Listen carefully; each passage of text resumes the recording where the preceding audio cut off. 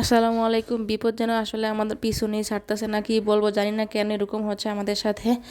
তো কি হয়েছে যেটা অবশ্যই বলবো। তো সকালে উঠে এখানে হচ্ছে রুটি খেয়ে নিতেছি, রুটি আর ভাজি, আর সাথে অবশ্যই চা থাকবে। তো রান্নাবান্না করার পর হচ্ছে সব আমি খাওয়া দাওয়ার পর রান্নাবান্না যখন করি তখন হচ্ছে সাবিয়াকে একটু দূরে রেখে রান্নাবান্না করি। আর এখানে হচ্ছে সিলিন্ডার গ্যাস।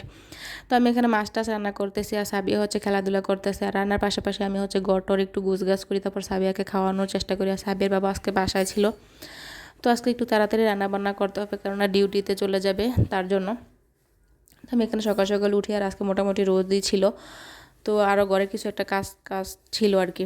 তো ভাবলাম যে সব কাজ টাজ করবো আর পাশাপাশি রান্না বান্না করবো, সাবিয়াকে তো দেখাশোনা করতে হবে।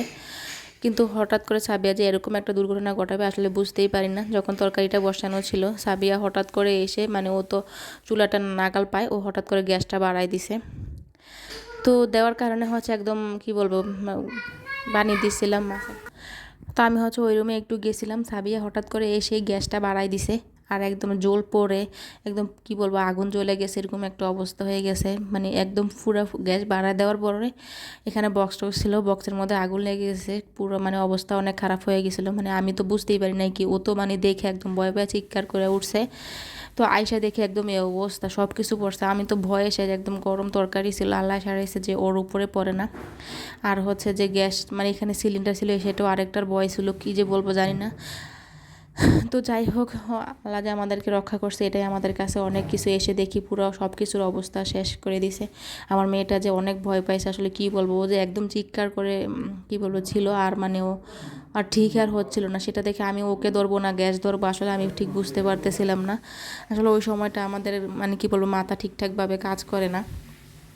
তো যাই হোক, তারপরে হচ্ছে আমি এখানে হচ্ছে ওকে একটু দূরে সরাই দিয়ে আমি ওখানে সব কিছু গোছগাছ করতেছি। আসলে ও প্রচুর ভয় পাইছে ওই।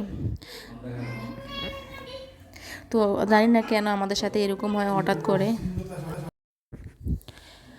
তো তারপর হচ্ছে ওকে একটু রেখে আমি হচ্ছে একটু রান্না বান্না করতে আসছি। আর রান্না তো পুরোপুরি শেষ হয় না, মন মেজাজ খারাপ হয়ে গেছে। আর এরকম কেন হচ্ছে আমাদের সাথে বুঝতে পারতেছি না। আজকে এটা তো কালকে এটা, এদিকে ও অসুস্থ, আমিও অসুস্থ।